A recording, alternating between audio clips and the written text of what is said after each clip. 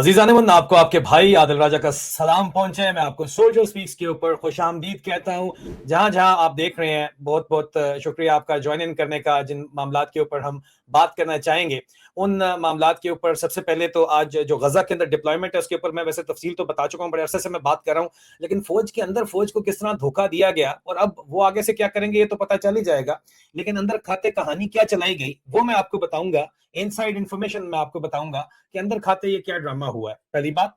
दूसरी बात मैं आपको बताऊंगा जनाब कि ये किस तरह जो है यहाँ पे बाकायदा तौर के ऊपर जो मास्टर प्लान बनाया गया है आसिम मुनीर का, जो भी उसका नाम है वो कमेंट्स के अंदर बताएं। आपके कमेंट्स यहाँ पे नजर आ रहे हैं। आसिम मुनीर ने क्या प्लान बनाया है और फौज का क्या मास्टर प्लान है, फौज के अंदर क्या बातचीत चल रही है, मिलिट्री स्टैब्लिशमेंट के अंदर क्या बातचीत चल रही है, सियासी जमातें जो फॉर्म 47 और पपेट गवर्नमेंट का हिस्सा हैं वो उनका क्या मामला है, पाकिस्तान अमेरिका को लेके, खित्ते को लेके उनकी क्या पॉलिसीज हैं वो मैं आपको वाजे करना चाहूंगा आज। और फिर हम आएंगे इमरान खान से मुतल्लिक, इमरान खान की रिहाई से मुतल्लिक। 902 दिन हो चुके हैं इमरान खान की रिहाई अगर नहीं हो रही तो क्यों नहीं हो रही, और उस रिहाई ना होने में पीटीआई की अपनी क़यादत का क्या किरदार है और किस किस का किरदार है, इसके ऊपर बात करेंगे। ये किस्सा जो है ये शुरू कहां से होता है, मैं आपको स्टेप बाय स्टेप लेके चलता हूं। मैंने जब इन्होंने अपना ऐलान किया, पीस बोर्ड का ऐलान किया, मैंने ये देखें खबर दी 20 जनवरी 2026 को, आज से 3 दिन पहले ब्रेकिंग न्यूज, पाकिस्तानी फौजी इंटेलिजेंस कम्युनिटी के जराये का दावा है कि आर्मी हायर कमांड ने गजा में फौजें भेजने पर इत्तेफाक कर लिया है। तमाम शोबों से 4000 फौजी गजा की तैनाती के लिए तैयार किए गए हैं। वो तफसीलात जल्द जारी की जाएंगी। ये तसलसल था मेरी खबर का जो मैंने 25 सितंबर 2025 को दी कि जिस वक्त आपका आर्मी का जो चीफ है, जो कि जबरदस्ती का हाकम पाकिस्तान पे कब्जा करके बैठा हुआ है, इस बंदे ने सदर ट्रंप से सितंबर 25 में मुलाकात जिस वक्त की, तो मैंने उस वक्त से ये रिपोर्टिंग कर रहा हूं कि सदर ट्रंप ये चाहते हैं कि पाकिस्तानी फौज एक मुसलमान फौज को लीड करे गजा के अंदर पीस कीपिंग मिशन के लिए, ताकि ये लोग वहां पे रिकंस्ट्रक्शन कर सके जो वहां पे नस्ल कशी के बाद और तबाही के बाद शुरू की जानी है। और ये ट्रंप की क्लासिक फॉरेन पॉलिसी मूव है। क्या इसराइल इसके ऊपर राजी होगा? ट्रंप पैसा उठाएगा अरब ममालिक से, गल्फ कंट्री से, मशरक वस्ता से, लगाएगा वहां पे, प्रॉफिट खुद कमाएगा। ये मैंने रिपोर्ट किया था। और इसराइल का मैंने बताया था कि फाइनल डिसीजन इसके ऊपर जो भी होगा वो इसराइल का होगा और किसी का इसके ऊपर डिसीजन नहीं होगा। ये मामलात मैंने जिस वक्त आपको बताए थे तो उस वक्त मेरे पास ये खबर पहुंच चुकी थी इससे 2 दिन पहले कि मिलिट्री ऑपरेशन डायरेक्टरेट में, जनरल हेडक्वार्टर में एक बड़ी मैसिव वन आर्मर डिवीजन, एक आर्मर डिवीजन, एक मैकेनाइज्ड इन्फेंट्री डिवीजन प्लस, मतलब 1 डिवीजन प्लस 1.5 डिवीजन फोर्स जो है उसकी तैयारी की जा रही है। लेकिन क्योंकि वहां पे वो मुतरजम इंटरप्रेटर्स लाने होते हैं तो उन्होंने कहा कि यार ये अरब कंट्री है, कहीं पे मिडिल ईस्ट के अंदर लेके जा रहे हैं, क्योंकि ये जो डिप्लॉयमेंट है इसमें डिप्लॉयमेंट में जो है वो सऊदी अरब में हो सकती है। ये नहीं बताया गया था मिलिट्री ऑपरेशन डायरेक्टरेट में कि सऊदी अरब में हो सकती है। आपने डिप्लॉयमेंट करने से 6 महीने पहले प्री डिपार्चर फॉर्मेलिटीज पूरी करनी होती है, पीडीएफ। सितंबर में अगर ये पीडीएफ शुरू हुई है तो इसका मतलब है कि मार्च में ये कंप्लीट हो जाएगी। और उस वक्त एक मैकेनाइज्ड इन्फेंट्री बटालियन का नाम लिया गया। वहां पे ने कहा जी 6 फ्रंटियर फोर्स रेजिमेंट राहिल शरीफ की यूनिट। इसलिए उन्होंने कहा कि यार ये हो सकता है कि जा रही हो, ये सऊदी अरब ही जा रहे होंगे। लेकिन वहां तक सिर्फ और सिर्फ फौज को अंदर भी ये नहीं बताया गया कि जाना किधर है। उन्होंने कहा भाई किसी अरब मुल्क के अंदर जाना है, क्योंकि इसराइल तो हैब्रियू बोलता है और हैब्रियू तो इनको बोलनी आती नहीं है, लेकिन गजा के अंदर फलस्तीनी तो जो है वो अरबी बोलते हैं, तो अरबी स्पीकिंग इनको बंदे चाहिए थे। वहां से इन्होंने अंदाजा लगाया कि हो सकता है सऊदी अरब हो। 6 FF, 14 NLI, 37 FF और 1 AK रेजिमेंट, ठीक है। फ्रंटियर फोर्स रेजिमेंट बोलते हैं, 6 frontier force regiment, 14 northern light infantry, 37 frontier force regiment और 1st आजाद कश्मीर रेजिमेंट, ठीक है जी। इसको एयर मार्क किया गया। एक आर्टिलरी तोपखाने की यूनिट को एयर मार्क किया गया। 3 आर्मर यूनिट्स जिससे मेरा ताल्लुक है, 5 हॉर्स, 13 लांसर, 19 लांसर, और ये तीनों वो रेजिमेंट है, इनमें रिजर्व यूनिट्स भी शामिल होती है। तो साहब किताब करें ना तो हमारे दोस्त हैं वैद जैसे, वो फिर कहते हैं, वो कहते हैं नहीं ये इतना ऊपर नीचे माइनस हो गया, स्टोरी बाउंस कर गया वाला सिस्टम नहीं है यहाँ पे। ये रिजर्व रेजिमेंट्स भी यहाँ पे होती हैं, इस वजह से रिजर्व रेजिमेंट को साथ में आपको बता रहा हूँ, ठीक है जी। ये जो रेजिमेंट्स है मेरी, 5 प्रॉब्लम्स हॉर्स, ये किंग जॉर्ज की आज दिन तक जो है एफिलेटेड रेजिमेंट है, ठीक है जी। 13 लांसर प्रिंस ऑफ कनॉट्स ऑन है आज भी। 19 लांसर केजीवीओ है, किंग जॉर्ज विक्टर्स ऑन है। ये इनकी जो एफिलेशन है आज दिन तक जो है उस जमाने से है जिस वक्त फलस्तीन की तकसीम करके इसराइल बनाया गया था। ये वही रेजिमेंटल ट्रेडिशन चली आ रही है।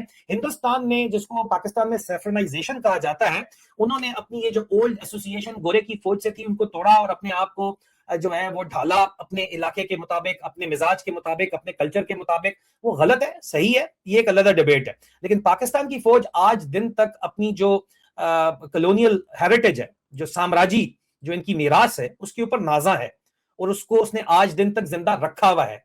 और मैं ये इकरार जुर्म करता हूं कि मैं इसके अंदर शामिल था, आर्मड कोर का ऑफिसर हूं मैं।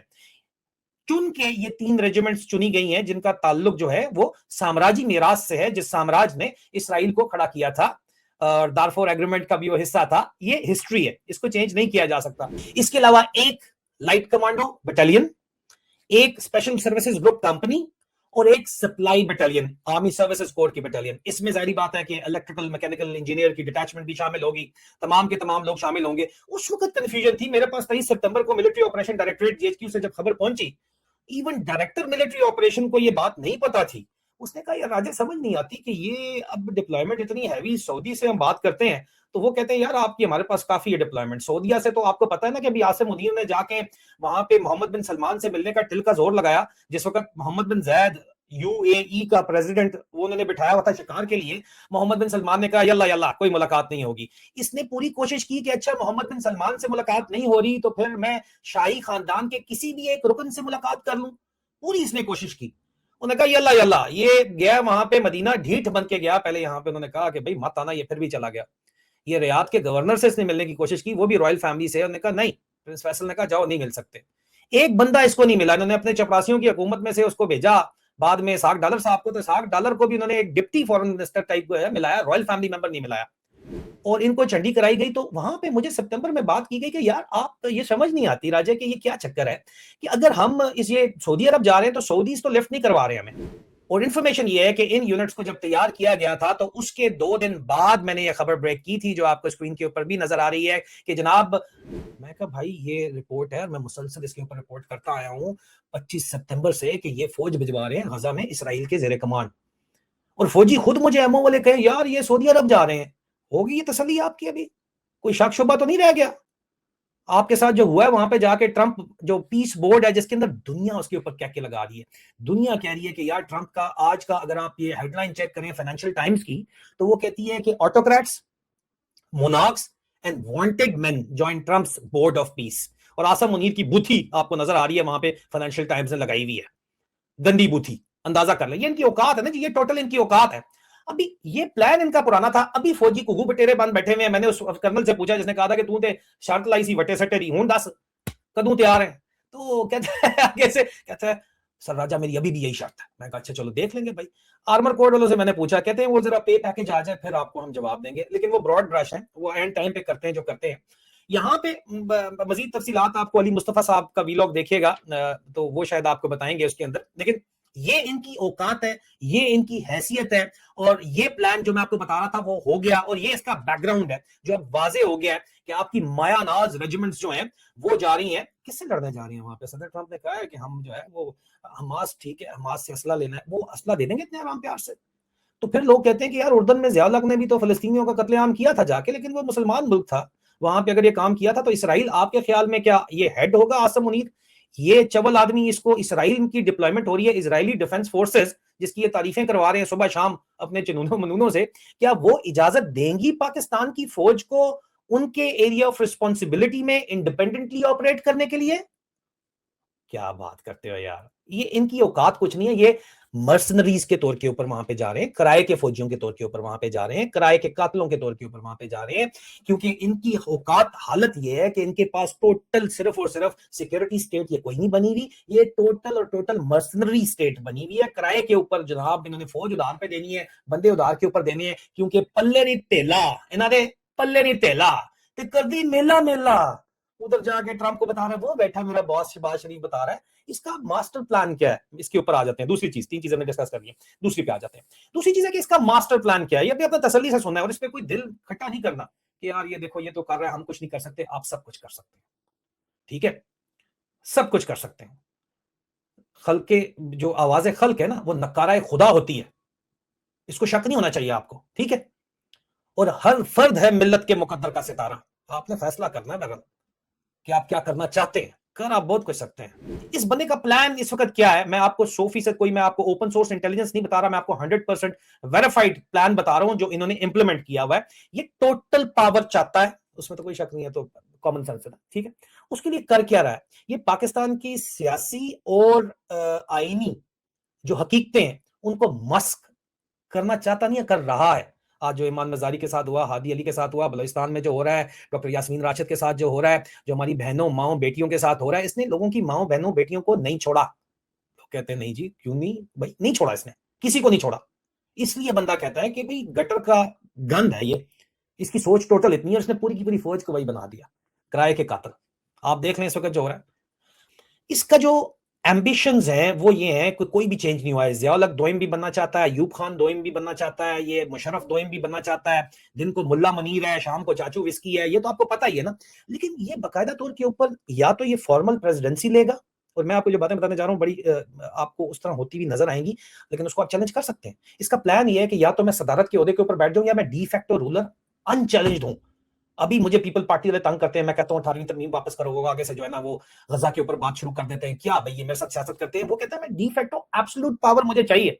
जो प्लान इसने बनाया हुआ वो ये है, इसका कोई भी इरादा नहीं है किसी भी किस्म के मुसालहत करने का। इसका प्लान ये जो कहता है ना हॉट स्टेट मैंने बनानी है, ये इसका जो लॉन्ग टर्म प्लान है वो ये है कि जनाब पूरी की पूरी पाकिस्तानी रियासत को ये दोबारा से उसकी रीशेप करना चाहता है, और ये चाहता है कि जनाब टोटल वन मैन रूल इसका हो, और इंस्टीट्यूशनल स्टेबिलिटी जाए भाड़ में, हर चीज जाए भाड़ में, पुलिस भी इसकी सुने, फौज भी इसकी सुने, और ये ऑल एंड ऑल हो। ये इसका अल्टीमेट प्लान है, ठीक है। लेकिन उस अल्टीमेट प्लान के होते हुए भी बहुत से मामलात हैं जिन मामलात के ऊपर चीजें इतने कंट्रोल के अंदर नहीं है, क्योंकि फौज के अपने अंदर बहुत से मसले मसाइल चल रहे हैं। क्योंकि ये खुद तो इसकी तो कोई औकात नहीं है ना। लोग कहते हैं सिर्फ आसिम मुनीर पे बात ना करो, सही कहते हैं, सिर्फ आसिम मुनीर और जर्नैलों का कसूर नहीं है, इस पूरी की पूरी फौज का कसूर है जो आसिम मुनीर और उसके जर्नैलों के ऑर्डर सुन रही है।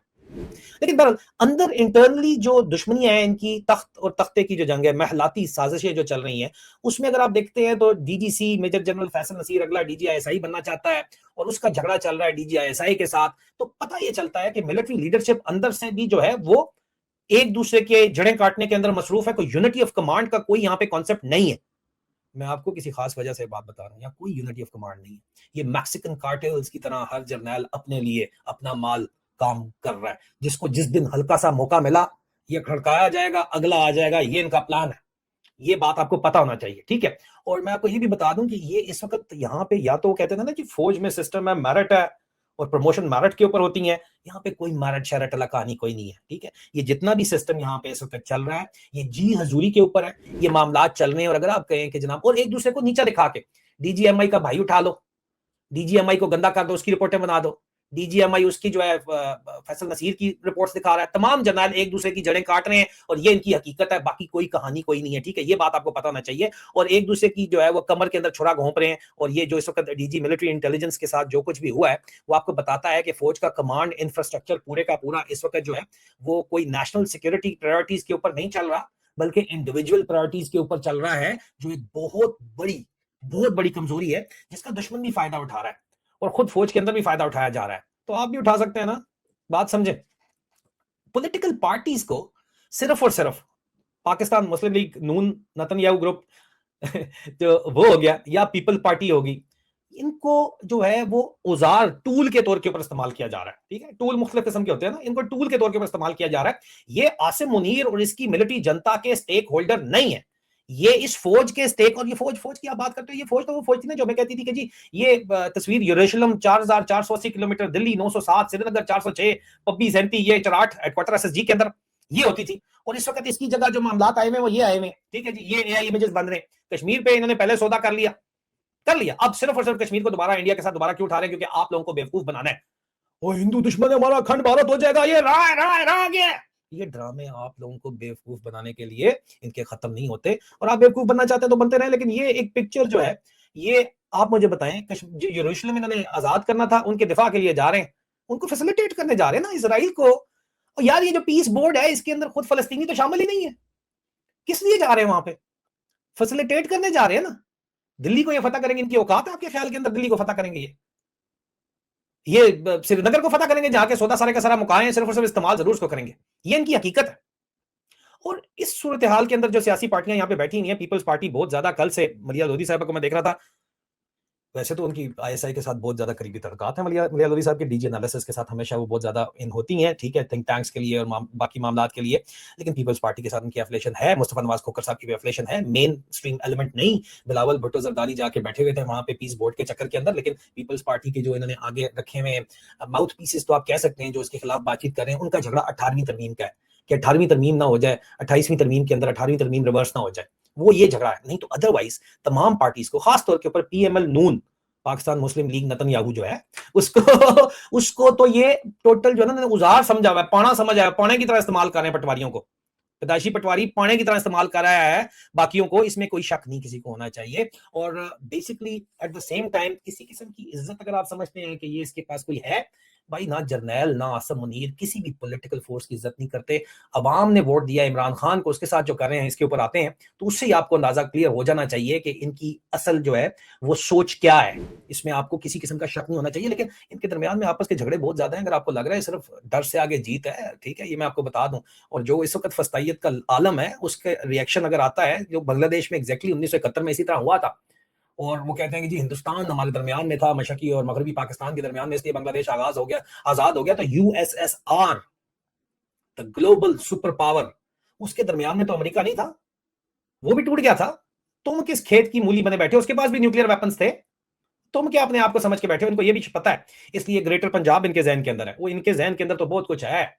अपने आदम, एक तेरी चाहत है एक मेरी चाहत है, अल्लाह कहता है तो होगा वही जो मेरी चाहत है, सदा बादशाही सोने रब की है। अच्छा, यहाँ पे ये जो पॉलिटिकल लीडरशिप है, इसको ये समझते हैं कि इनको इस्तेमाल करो, इनको फारग करो, ये एक्सपेंडेबल इनको समझते हैं और इनको मैनिपुलेट करके इस्तेमाल किया जा रहा है। नवाज शरीफ और पीएमएल नून जो है वो आहिस्ता आहिस्ता जो भी उनका लेवरेज आसम मुनीर के ऊपर था, जो इन्होंने लंदन प्लान के अंदर किया, वो लूज करते जा रहे हैं, क्योंकि आसम मुनीर ने आईएसआई के जरिए जो है वो वीडियोज मरियम बीबी की तबादले डॉक्टर से मुलाकातों से लेके इनके जो अंदरूनी मामलात हैं उनकी भी मैसिव करप्शन की फाइल्स और इनकी पर्सनल फाइल्स और वीडियोज बनती चली जा रही हैं। मुलाकातें अभी भी हो रही हैं, वो मैं अगर आप कहेंगे तो टॉपिक डिस्कस कर लूंगा, ठीक है। मुझे 100% एक चीज का पता है, मेरे पास एविडेंस भी मौजूद है, लेकिन मैं बंदा नहीं मरवाना चाहता कोई भी, क्योंकि मैं नहीं चाहता कि हमारी वजह से, इस रिपोर्टिंग की वजह से किसी की जान जाए, ठीक है।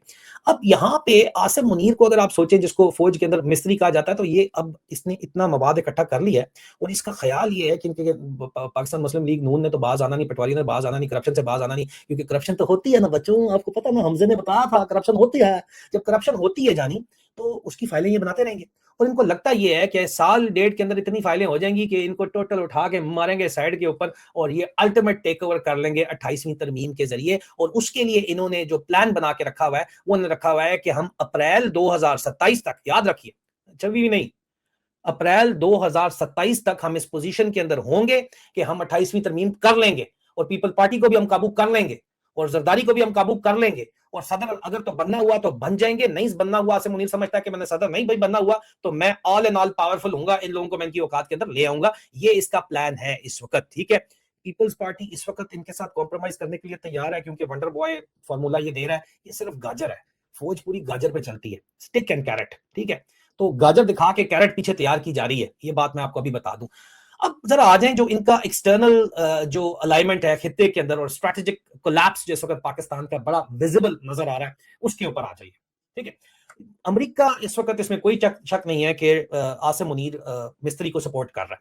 आसिम मुनीर मिस्त्री का मतलब है कि आसिम मुनीर मिस्त्री चाचू विस्की को ट्रंप एडमिनिस्ट्रेशन सपोर्ट इस वक्त कर रही है, इसमें कोई शक नहीं है। लेकिन ये सपोर्ट कंडीशनल है, अनकंडीशनल नहीं है, पक्की मुस्तहकम नहीं है कि हर हाल में सपोर्ट करेगा, नहीं। जब तक ये साला आर्डर सुनेगा, यस सर करेगा, 100% हूबहू वो करेगा जो इसको कहा जा रहा है, तब तक तो ये सपोर्ट है अमेरिका की, यूएस डीप स्टेट की, और सोली डिपेंड करती है कि ये अमेरिका के स्ट्रेटेजिक प्रेफरेंसेस को के ऊपर लबैक कहेगा। जिस तरह अमेरिका ने कहा कि आ जाओ गजा में, इसने कहा लबैक मैं हाजिर, और ये सितंबर से कहानी चल रही है। जब तक ये उनकी मानेगा, और सिर्फ ये कहानी नहीं है, अमेरिका के कहने के ऊपर चाइना के साथ तल्लुकात बैक बर्नर के अंदर इन्होंने डाले हैं, ठीक है। इस वक्त मैं आपको बताऊं कि ये कोई एनालिसिस नहीं है, ये कंफर्म खबर है। पाकिस्तान की मिलिट्री इंटेलिजेंस कम्युनिटी और पाकिस्तानी एस्टेब्लिशमेंट जानती है। मुशाहिद हुसैन सैयद साहब अगर इससे इनकार करें तो वो झूठ बोलेंगे। मुशाहिद हुसैन सैयद साहब को चैलेंज करता हूं मैं, सर आप मुझे बताएं कि क्या इस वक्त चाइना का जो किरदार है, चाइना का पाकिस्तान में जो किरदार है और चाइना पाकिस्तान इकोनॉमिक कॉरिडोर है, वो हकीकी तौर के ऊपर फोत नहीं हो चुका? Is it not dead? और पाकिस्तान के पावर इकोसिस्टम के अंदर ग्राउंड पे ठीक है वो मौजूद है, उन्होंने इन्वेस्टमेंट की है, उनके अपने बंदे बैठे हुए हैं, लेकिन पाकिस्तान के पावर इकोसिस्टम के अंदर जो है वो चाइना का किरदार और Chinese Pakistan economic corridor CPEC total मर चुका है। किसी किस्म का भी अनाउंसमेंट जरूरी नहीं है इसकी, होगी भी नहीं, क्योंकि इनको मिलिट्री हार्डवेयर चाहिए चाइना से भी। चाइना को इनकी सोच है ना कि आन दो बंदा फंसा लो, फंसाया हुआ है मैंने उनको, लेकिन वो ये है ना कि इनका सोच ही जर्नैलों की है कि यार एक दफा आ जाए ना, जरा आ जाए, फंसा है ना चाइना भी, कब तक फंसा रहेगा भाई? उनके लिए आपके ये बिलियंस ऑफ डॉलर कुछ भी नहीं है। वो इनसे मांगते हैं लोन, हमारे 26 बिलियन डॉलर कमर्शियल बैंक के वापस करो, ये वापस नहीं करते, ये सच्चे कभी आगे पीछे देखते हैं, ठीक है। लेकिन इस वक्त जानबूझ के बड़े ही तरीके के साथ, और ये आसिम मुनीर ने शुरू नहीं किया काम, ये सारे एक ही तरह के। आसिम मुनीर से पहले बाजवे ने एक काम शुरू किया कि इसने जो है वो कान खान साहब के भी भरे जाके बाजवे ने, और ये जानबूझ के इररेलेवेंट बनाया गया है, क्योंकि strategic ownership China Pakistan economic corridor की पाकिस्तान के पावर इकोसिस्टम में नहीं ली जा रही। उनके ऊपर हमले करवाए जा रहे हैं, पाकिस्तान के अंदर से करवाए जा रहे हैं। आईएसआई को एग्जैक्टली पता है कि हमले कौन करवा रहा है, लेकिन चाइनीज इंटेलिजेंस एमएसएस को ये उनकी डिटेल्स नहीं देते। चाइनीज इंटेलिजेंस थर्ड पार्टी से डिटेल्स निकलवाना चाहती हैं, और थर्ड पार्टी से पाकिस्तान में ऑपरेट कर रही हैं, और थोड़ा बहुत जो है वहां पे अपने बंदों को सेफ्टी रख रही है। मैं कोई खबर एनालिसिस नहीं दे रहा हूं, मैं खबर दे रहा हूं, मेरे पास सबूत है। लेकिन इस गेम के अंदर जो है जाहिर बात है, बात जो करनी पड़ती है, मैं जिम्मेदारी के साथ बात कर रहा हूं कि चाइना के साथ इन्होंने ये गेम चलाई हुई है कि चाइनीज बंदे मारे जाते हैं, जो मारे जाते हैं वो इनके एसेट निकल आते हैं आईएसआई के, आईएसआई इनको प्रोटेक्ट करती है, और चाइनीज इनके ऊपर शदीद तपे हुए बैठे हैं ठीक ठाक तरीके से, ये मैं आपको बता दूं, ठीक है। लेकिन आप ये बात आपको समझनी है कि ये चाइना को लेके पॉलिसी पैरालिसिस है इनका। तो लोग कहते हैं यार चाइना चाइना, सुबह शाम आपके फौजी वहां पे बैठे हुए हैं, आप JF-17 की खबरें लगवा रहे हैं, छपवा रहे हैं, आप जाके बता रहे हैं JF-17 चाइना के बगैर बन सकता है। फायदा चाइना को, 80% पैसे चाइना को जाने जितने JF-17 आप बेचते हैं। कहते हैं हम JF-35 ले लेंगे, और भाई बाबा होश के अंदर आओ, वो चाइनीज को समझ आ गई आपकी गेम क्या है, ठीक है, क्योंकि आपका visible lack of strategic ownership है। चाइनीज आपको कह रहे हैं दफा हो यहां से, और वो अभी आपको ग्राउंड के ऊपर होता नजर आएगा, क्योंकि पाकिस्तान बड़ी तेजी के साथ जो है वो एक बैलेंस्ड फॉरेन पॉलिसी, जिसमें चाइना और अमेरिका को बैलेंस करके रखा गया था, इंडिया को भी डरा के रखा गया था कि चाइना और हम आके टू फ्रंट वॉर खोल लेंगे तुम्हारे खिलाफ, वो जारी है। क्योंकि इनके पास तो सालों के पास कुछ है ही नहीं, तो सिर्फ लूट मार कर रहे हैं, दुबई में जाके प्रॉपर्टीज खरीद रहे हैं, दुबई वालों ने इनको ब्लैकमेल किया हुआ है, इनकी पार्टियों की उन्होंने वीडियोस बनाई हुई है, इनकी प्रॉपर्टीज की उन्होंने लिस्टें बनाई हुई है, इनको उन्होंने जो है यूएई ने कंट्रोल करके रखा हुआ है। ये पाकिस्तान के अंदर तो टोटल पल्ले नहीं तेला कर दी, मेला मेला, हर किसी से भीख मांग रहे हैं जाके, सिर्फ इनका ख्याल है कि ट्रंप इनको $3 बिलियन दे देगा सालाना, और भाई वो लेने वाले मूड के अंदर है, देने वाले मूड के अंदर नहीं है। $3,000 फी फौजी से तुम्हें क्या मिल जाना है? 1800 तुम्हें उनको, 2-1000 तो उनको देना पड़ना है, 1000 तुम्हें बच जाएगा औकात, और जो तुम्हारा वहां पे होने वाला हशर, और जिसकी वजह से पाकिस्तान के अंदर तुम्हारा जो मुल्लाक्रेसी मिलिट्री मुल्लाक्रेसी अलायंस है, मुल्लो और मिलिट्री का अलायंस है, ये बड़ा इंटरेस्टिंग है कि ये किधर जाएगा। लाल टोपी वाले बंदर अभी क्या नया बयान देंगे, Tahir Ashrafi is irrelevant, forget about him. उस तरह के पांड जो हैं, ये मौलवी नहीं है, ये पांड है, पांड। पांडों को छोड़ें आप, हम तभी देखेंगे मुफ्ती तकी उस्मानी क्या बोलते हैं, हम देखेंगे कि मौलाना तारिक मसूद क्या बोलते हैं। वो मिर्जा जेलमी तो बिल्कुल जो है ना बहु बहु बहु कर करके बंद हो गया है। मूविंग फॉरवर्ड ये मुल्ला मिलिट्री जो नेक्सस है, ये बड़ा इंटरेस्टिंग है कि ये किस तरफ जाता है। लेकिन विजिबली पाकिस्तान की बैलेंस्ड फॉरेन पॉलिसी खत्म है। अमेरिका के कैंप में आप बैठे हो, लेकिन अमेरिका ने आपको देना कुछ नहीं है, सिर्फ आपसे लेना ही है, और उतना देना है जितना आप काम करते रहे उनके ऑर्डर के ऊपर। और ट्रंप के नवंबर के अंदर जो है वो इलेक्शन होने हैं मेरी जान। ट्रंप के इस वक्त जो रेटिंग है वो ऑल टाइम लो है। ट्रंप के ऊपर आसरा करके जो आप गेम कर रहे हैं, अमेरिका में जो ट्रंप की रेटिंग है आप देख लीजिए, वो इस वक्त मैं आपको स्क्रीन पे दिखाता हूं, ये ट्रंप की रेटिंग है इस वक्त अमेरिका के अंदर, ये -20 पे जा रही थी जो है वो पिछले साल अगस्त में, अभी -40 पे के करीब कहते हैं जी पहुंची हुई है ट्रंप की रेटिंग। नवंबर में इनके मिड टर्म है, और ट्रंप के जमाने में उनके अपने गवर्नर कैलिफोर्निया के कहते हैं, गेविन न्यूमैन कहते हैं कि इतनी करप्शन जो है वो कभी किसी हिस्ट्री में किसी सदर ने नहीं की जितनी ट्रंप ने की है। खुल के कहते हैं, अमेरिका के अंदर बातें हो रही हैं। इस बंदे की औकात टोटल ये सिर्फ और सिर्फ एक सलामी के लिए ना, एक सलाम के लिए कि जी मैंने जरा पूछ लिया, मैंने खाने पे बुला लिया। बंदा बेसिकली पीछे अपना दिखाता है कि उसका बैकग्राउंड क्या है। कुछ लोग होते हैं अपने आप को ग्रूम कर लेते हैं। इस बंदे का इंफिनिटी कॉम्प्लेक्स आसिम मुनीर का विजिबल है, और ट्रंप के ऊपर अगर ये बैंक कर रहा है तो ट्रंप तो भाई इस वक्त माइनस के ऊपर जा रहा है। और वो विजिबली कहते हैं कि जनाब ऑटोक्रेट मोनार्क्स और वांटेड मैन ने इसको ज्वाइन किया है, बोर्ड ऑफ पीस को, जिसको जर्मी कॉर्बन कहते हैं कि ये गैंग ऑफ रोग्स है, बदमाशा का टोला है जरा ट्रंप तो ज्वाइन करके अंदर जा रहे हैं। और यार इवन बर्तानिया नहीं ज्वाइन कर रहा, यूरोप नहीं ज्वाइन कर रहा, हंगरी को छोड़ के जो फ्रेंच ऑफ यूरोप है, ये इसके ऊपर बैंक करके चाइना को डिच कर रहा है, ठीक है ये बंदा। और फौज क्या करेगी यार, फौज की तो अभी औकात जो है कसम से मैं कहता हूँ पुलिस के बराबर ही होगी। बल्कि पुलिस वाले कहते हैं सर हमें गाली ना निकाला करें इस फौज के साथ मिला के, पुलिस वाले मुझे खुद कहते हैं, ठीक है। तो this is what Asim Munir ने इस फौज का ये हालत यहाँ पे कर दी है। अब इनको सबसे बड़ा प्रॉब्लम जो है वो ये है कि जनाब इनको जो सबसे बड़ा मसला है वो यंगस्टर से है, जेन जी से है, कि जेन सी बड़ी तेजी के साथ जो है वो इनके खिलाफ हो रही है। इस वजह से ये वोटिंग राइट लेना चाहते हैं उनसे, 18 साल की उम्र से 25 साल के ऊपर करना चाहते हैं एक तरफ।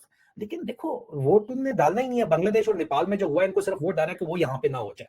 देखो इकोनॉमिक हार्डशिप इतनी ज्यादा है, जो जुल्म और सितम है इतना ज्यादा है। वो आईएसएफ के लड़के आप उठा के अडियाले के बाहर से लेके जा रहे हो, दुबई में अगर कोई बोलता है तो वो उनसे आप उठा लेते हो, शर्तों से उठवा लेते हो, इतना आप जुल्म कर रहे हो। तो ये लोग आपके ख्याल में कब तक बर्दाश्त करेंगे? वोट डालने की कहानी बाद में, ये समझते हैं कि नहीं है, ये इनमें इतना पानी नहीं है, ये समझते हैं कि पाकिस्तान के नौजवानों में इतना पानी नहीं है कि ये निकल आए बाहर हमारे खिलाफ, जिस तरह बांग्लादेश वाले निकले। और भाई जो हालात हैं उसमें, जब लैक ऑफ अपॉर्चुनिटी है, नौकरी है कोई नहीं, कितने लोग बाहर मजदूरी के लिए जाएंगे? वो जितने जा सकते थे चले गए हैं। तो इस वजह से तमाम के तमाम मामला जो हैं वो, इनको जन जी का फर्क है, इसलिए 18 से 25 साल करना चाहते हैं। लेकिन जन जी इनको लगता है, और ये सही लगता है, कि इन्होंने कंट्रोल किसके जरिए की हुई है। अभी तीसरे टॉपिक के ऊपर आ जाते हैं। मिक्स, अभी दूसरा और तीसरा मिक्स चल रहा है, इमरान खान एंड इसका मास्टर प्लान मिक्स चल रहा है। पीटीआई की क्यादत को न्यूट्रलाइज करके, इस्तेमाल करके जन जी को, नौजवानों को कंट्रोल किया जा रहा है। मैं खबर दे रहा हूं आपको, मैं एनालिसिस नहीं दे रहा हूं। ये एक्चुअल प्लान इस वक्त आईएसआई का और मिलिट्री इंटेलिजेंस का ग्राउंड के ऊपर ऑपरेशन चल रहा है। पीटीआई की लीडरशिप को पाकिस्तान में इस्तेमाल करके नौजवानों को कंट्रोल किया जा रहा है, उनकी तोड़ा जा रहा है। जो लोग खान रिहाई बेनामी तहरीक KRBT, मैं उसको ज्वाइन कर चुका हूं बाय द वे, और वो डिस्कॉर्ड के सर्वर के ऊपर है, बेनामी है, लेकिन मैं वहां बैठा हूं, आप मुझे पहचान तो नहीं सकेंगे, लेकिन मैं वहां मौजूद हूं। इस तरह की तहरीक जो ग्राउंड के ऊपर एक्टिव होती है पुरअमन जमहूरी जदोजहद के लिए, उनकी लीडरशिप को, नौजवानों को पीटीआई के अपने लोग शिकायतें लगवा के लीडरशिप के अंदर से उठवाते हैं, या उनको पहले को ऑफर किया जाता है, ओहदा शोदा खरीद सकते हैं, खरीद लेते हैं, नहीं तो बंदा चकवा लेते हैं, जो कि इस वक्त हो रहा है। कोई बात नहीं उठाता, इनके पास इनकी इतनी औकात नहीं है। इनका हवलदार नथु खान और फतू खान सूबेदार वहां पे फेरा होता है, उसको तो पता भी नहीं होता कि फलाना लड़का जो है इसका नाम क्या है। अंदर से पीटीआई वाले खुद नाम देते हैं, दया ना दया ना दया ना, इन चक लो, पहले उसको जाके ऑफर करते हैं कि बेटा तुम हमारे साथ आ जाओ। ये खान रिहाई बेनामी तरीके में एग्जैक्टली ये हुआ है, इमरान खान की रिहाई के लिए तरीके जो 5 अगस्त को हुआ था, कि लोग आते हैं, लीडर खुद जब अपना लीडर खुद बन के लोग निकलते हैं, तो उनसे ये जाके कहते हैं हम आपके साथ हैं, हम आएंगे, हम बंदे पकड़ेंगे। वो उनकी जाके शिकायतें खुद करते हैं, क्योंकि इनको अपनी लीडरी खतरे में लगती है। ये अपनी मुर्गी के लिए भैंस मार रहे हैं पाकिस्तान की। This is what is actually going on. अब बेसिकली ये मैंने आपको बताया था कि 28वीं तरमीम जो प्लान कर रहे हैं, वो 18वीं तरमीम को बिल्कुल जो है फारिग कर देगी, मतलब सूबाई खुद मुख्तारी खत्म करेगी, प्रोविंशियल ऑटोनॉमी खत्म करेगी, और नेशनल फाइनेंस कमीशन का अवार्ड के सूबे खुद रेवेन्यू इकट्ठे करते हैं वापस करेंगे। वो वापस इस्लामाबाद गवर्नमेंट के पास आएंगे, जो कि कठपुतली है, उसको जीएचक्यू कंट्रोल कर रहा है, क्वार्टर आईएसआई कंट्रोल कर रहा है। तो ये वापस सारा का सारा काम करेंगे, जिससे पाकिस्तान तो मजीद कमजोर होगा सेंट्रलाइजेशन ऑफ पावर से, लेकिन इनको पाकिस्तान की कमजोरी की कभी कोई परवाह नहीं है। ये कहते नहीं कि पाकिस्तान खतरे में, तो जब DGISPR कहता है पाकिस्तान खतरे में, तो DGISPR झूठ बोलता है, क्योंकि वो कहना चाहता है कि जर्नैल खतरे में है। जब वो उस जर्नैलों का नाम, मुझे खुद DGMI ने, मेजर जनरल वाजिद अजीज ने कहा कि नहीं नहीं ये मत बोलो कि जर्नल्स खतरे में, बोलो पाकिस्तान खतरे में है बेटा, मेरे अजीज है ना। मैंने कहा ये इनकी स्ट्रैटेजी है। जब इनके मुंह से सुनो पाकिस्तान खतरे में है, तो उसको पाकिस्तान को निकालो साइड पे, समझो जर्नैल खतरे में है। This is how it works. खुदा का वास्ता अब तो समझ जाओ, कब समझोगे? आपने बात समझनी है, ठीक है। अब आते हैं इमरान खान के ऊपर, कि इमरान खान के साथ ये क्या करना चाह रहे हैं, और ये इनका प्लान है बाय द वे, कि हम फेडरल, और ये अप्रैल 2027 तक इंप्लीमेंट करना चाहता है। अब अगर इसको लगे कि खुद सदर बनना है दिल्ली इस्लामाबाद के गटर की गन ने, तो ये खुद सदर बन जाएगा, नहीं तो डी फैक्टो रूलर बनेगा। Okay, this is what he is trying. और DGISI के ऊपर भी जरा बात करते हैं। DGISI के बारे में इस वक्त फौज के अंदर ये समझा जाता है कि DGISI साहब जो है CIA के मोल है, ये समझा जाता है, और उनको जो है वो काबू करने की कोशिश की जा रही है। लेकिन उसके ऊपर जो है मजीद तफसीलात मैं बाद में बताऊंगा। आसिम मलिक साहब को करेक्टराइज ये किया जाता है कि CIA के मोल के ऊपर काम कर रहे हैं, ठीक है। और इनकी 4 स्टार एलिवेशन जो है, और इनको स्ट्रेटेजिक कमांड फोर्सेस का हेड लगाना जो है वो अमेरिका चाहता है। और इसका मतलब ये है कि पाकिस्तान जो है वो एक्सट्रीम स्ट्रेटेजिक वल्नरेबिलिटी के अंदर आ जाएगा, और न्यूक्लियर कमांड 100% जो है वो अमेरिका की मर्जी के अंदर चली जाएगी। अमेरिकन से खुल के बात करते हैं, उनके जो XCI ऑफिसर खुल के बात करते हैं कि भाई हमारा कंट्रोल के अंदर है पाकिस्तानी, इन सालों का फिक्र ना करें, इनकी टेंशन मत लें, ठीक है, इनको हम संभाल लेंगे। इमरान खान के ऊपर जब आप बात करते हैं, तो इमरान खान के 902 दिन हो गए आज, इस वक्त इमरान खान कैद के अंदर है। इमरान खान के लिए आसिम मुनीर का प्लान यह है कि इमरान खान को अनलिमिटेड टाइम के लिए जेल के अंदर रखा जाए, और मेरे मुंह में खाक, खुदा ना खास्ता खान साहब जो है वो 10 साल रहेंगे, तो उसके बाद जो है वो तिबी तौर के ऊपर ही जो है वो अपनी खालिक हकीकी से जा मिलें तो बेहतर है। इनका एक प्लान इस साले का है ना, मुनीरे का, मिस्त्री का, एक अल्लाह का भी प्लान है ना, एक ऊपर वाले का भी प्लान है। हालात का बनाने और बिगाड़ने वाला जो है वो हमेशा हमने तारीखी तौर के ऊपर देखा है। आप मानते हैं या नहीं मानते, आर यू अ बिलीवर और नॉट, आपको पता ही नहीं चलता कि किस तरह हालात बदलते हैं, सर्कमस्टांसेस बनते हैं। सर्कमस्टांसेस तो इनके कंट्रोल के अंदर नहीं है।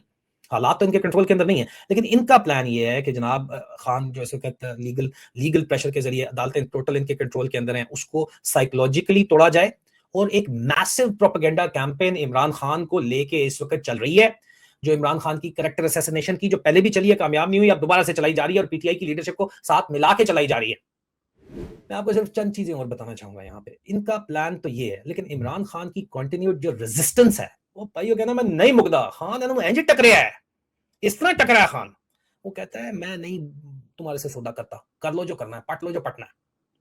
ये इनके लिए सबसे बड़ा इस सिस्टम के लिए जो खतरा है वो ये है कि इमरान खान जो है वो सबमिशन नहीं कर रहा, वो दज्जाल को सजदा नहीं कर रहा, वो यजीद के आगे सर नहीं झुका रहा। और यजीद को अरबियों ने शेखों ने कहा हुआ है कि पुत्र रिलीफ दे, वो कहना नहीं ये तो आपके खिलाफ बातें करता है, लेकिन उसको प्रेशर है जिधर से पैसा आ रहा है कि यार मारने वाला काम किया ना, तो उनको भी पता है कि ऐसे मारने वाला काम किया तो ये चुप करके जो बैठे हुए पीटीआई की लीडरशिप के जरिए कंट्रोल करें मामला, ये भी नहीं कंट्रोल कर पाएंगे।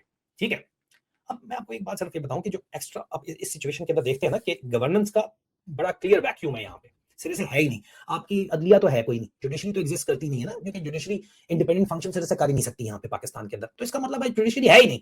99 साल मुझे सजा सुनाई है यार, इनकी सजा को जो है वो हंसते हैं गोरे इनके ऊपर सुन के कि यार ये कोई सजा है। आज ईमान मजारी को और उसके हस्बैंड को हादी को उठा के ले गए, और मैं आपको जो है 6 महीने से उनको बता रहा था कि भाई ये इनका प्राइमरी टास्क है, इन्होंने आपको उठाना ही उठाना है। आज उठा के ले गए। कौन सा कानून है, कौन सी अदालतें हैं, कौन से जज हैं? तो क्लर्क इनसे अच्छे हैं, क्लर्क इनसे ज्यादा उनकी पावर है, काम कर देते हैं, कुगी मरवा लाते हैं ऊपर बात से। इन जजों की औकात क्या है, आप मुझे बता दें, कोई है? फिर कहते हैं आके कि जी क्यों कहते हैं कि जी अदालतें कंट्रोल में, हाईकोर्ट कंट्रोल में। जज खुद कह रहे हैं कंट्रोल में इन्होंने किया हुआ, हमारे रिश्तेदारों को उठा के उनके नाजुक फजा के ऊपर करंट मारते हैं। तो जज फारग है, एग्जेक्टिव मौजूद है, लेकिन उनके पास गवर्नेंस नहीं है। गवर्नेंस आईएसआई और मिलिट्री इंटेलिजेंस के पास है। ठीक है जी, आर्मी लीडरशिप इस वक्त सिर्फ और सिर्फ मैक्सिकन ड्रग कार्टल्स की तरह अपनी जात के लिए काम कर रही है और किसी के लिए काम नहीं कर रही है। पाकिस्तान इस वक्त एक मैनेज्ड एंटिटी के तौर के ऊपर काम कर रहा है, एक खुद मुख्तार रियासत, सॉवरन स्टेट नहीं है जो अपने आवाम के लिए काम करती है, नहीं है। It's a client state, this is a fact. ये फैक्ट है, ये ओपिनियन नहीं है यार। आपका जो इस वक्त मुआशी एक्सपेरिमेंट किया जा रहा है, ग्रीन पाकिस्तान बना देंगे, वो लोग सजाग वेबसाइट ने उसकी हकीकत निकाल दी कि बढ़ गया पूरा ग्रीन पाकिस्तान। सिर्फ शेखों के डंगरों के पट्टे ये जो लगा रहे हैं पाकिस्तान के अंदर, डेजर्ट्स को ग्रीन करने चले थे, उसको लोग सजाग वेबसाइट उन्होंने बंद कर दी है। SIFC तबाह हो गई है, मेजर इंडस्ट्री तबाह हो गई है। आप मुझे बताओ कि कहां पे कोई काम चल रहा है? स्टॉक एक्सचेंज में ब्लैक मनी को व्हाइट किया जा रहा है, उसके अलावा है क्या यार?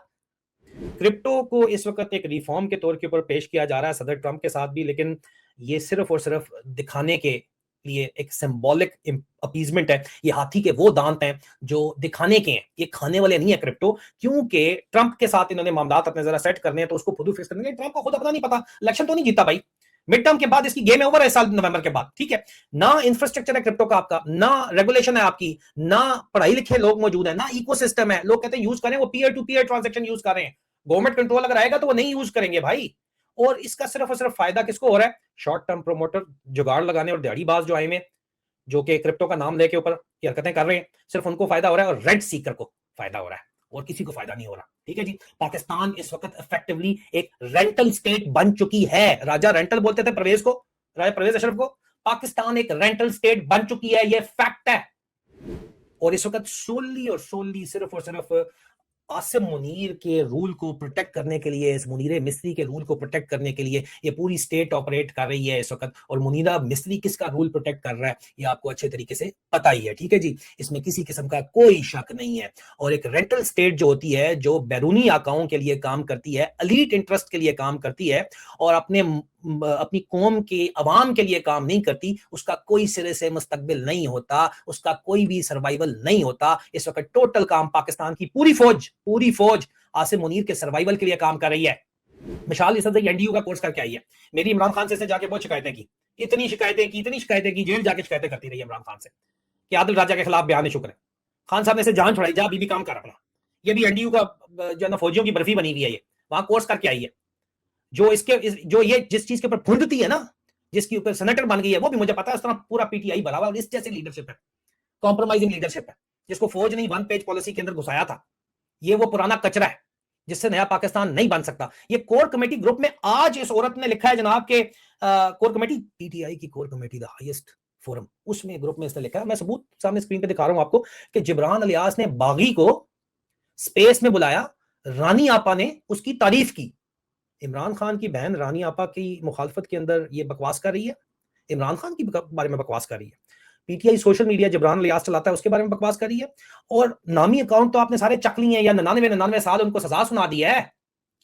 बेनामी अकाउंट बागी, उसकी शिकायत लगा रही है, हालांकि बेनामी तो नहीं होगा, वहां के बैठा है, उसने बात की है। ये इमरान खान की बहनों तक को नहीं छोड़ी भाई। तो आप मुझे बताओ कि इस औरत का क्या फिर जो है वो इसके ऊपर एतबार किया जा सकता है? इसकी हरकतों के ऊपर आप मुझे बताएं जरा, ये जो काम कर रही है इसके ऊपर एतबार किया जा सकता है? नहीं किया जा सकता ना, ये हकीकत है। ठीक है जी। अब कंक्लूजन अगर आप इसकी निकालेंगे तो कंक्लूजन ये है कि, और सोहेल अफरीदी साहब के ऊपर लोग कहते हैं बात क्यों नहीं करते, भाई सोहेल अफरीदी साहब जो है वो वर्किंग रिलेशनशिप कायम रखना चाहते हैं, इसके लिए वो कोर कमांडर से मुलाकातें करते हैं। मुझे सिफारिशें फौजी जो तगड़े लोग हैं उनकी भी आती हैं कि यार उसके ऊपर बात मत किया कर यार। तो बलूचियों से मेरी दरखास्त है कि सर वो मुलाकातें कर रहे हैं वहां पे जाके, वर्किंग रिलेशनशिप कायम करने के चक्कर के अंदर जो गंडापुर ने काम किया वही काम अगर वो कर रहा है और उसको आप नेशनल हीरो कंसिडर करवाना चाहते हैं तो वो तो नहीं होता हमसे। एनेक्सी के अंदर मुलाकातें और मशरूब तरक्की के खास जो है वो बुलाए जा रहे हैं, और वर्किंग रिलेशनशिप के चक्कर के अंदर तीरा वैली से उसके अपने लोगों को निकाला जा रहा है, जलील किया जा रहा है। अफगानिस्तान वालों की बेहतर रिलीफ एफर्ट्स हैं जो वादी तीरा के साथ आप लोग कर रहे हो, और वहां पे किसको बात कर रहे हो? वादी तीरा के अंदर दाइश क्यों वहां जाके बैठा रहे हो? आईएसके वहां क्यों जाके बैठा रहे हो? क्यों उसको इन्फिल्ट्रेट करवा रहे हो? ये एलिगेशंस आपके पास ऊपर क्यों है? क्योंकि भाई आपने उनको बलूचिस्तान में लोग जिधर भी जाते हैं, चाहे वो तीरा के हो चाहे मस्तूम के हो, वो कहते हैं कि यार इनको इन्होंने आके हमारे सर पे बिठा दिया, इनको दहशतगर्दों को प्रॉक्सी वॉर के लिए। और चलो रिलीफ तो प्रोवाइड करो, सिर्फ बढ़के मरवाने से अगर सोहेल अफरीदी के इमरान खान आजाद होता, क्यों नहीं जब से ये वजीर आला बना है एक दफा, सिर्फ लोग कहते हैं 8-10 दफा गया। एक तो आप लोगों का प्रॉब्लम ये है कि हीरो वर्शिपिंग आपने करनी है, करो यार, लेकिन सही भी हीरो की करो, जो आपकी खातिर डटे हुए हैं इस वक्त। डॉक्टर यास्मीन राशिद है, इमरान खान है, हीरो है ना, सरफराज चीमा है, हीरो हीरो इस तरह के होते हैं जो कॉम्प्रोमाइज फिर नहीं करते।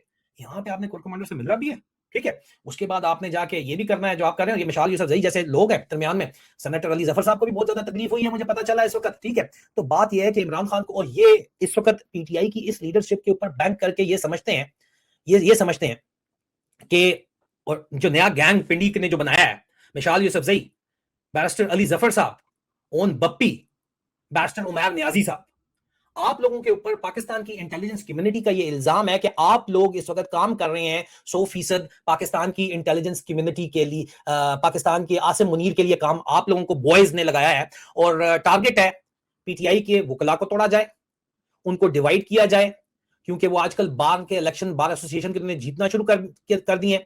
इमरान खान की बहनों को टारगेट किया जाए और डिवाइड किया जाए पार्टी को। सबूत सामने है, मिसाल यूसुफजई बीबी, अगर तुम बोलो सबूत नहीं है तो हम तो सबूत दे रहे हैं, तुमने कोर कमेटी के अंदर ये मैसेज किया ना, ये तुम्हारे सामने है।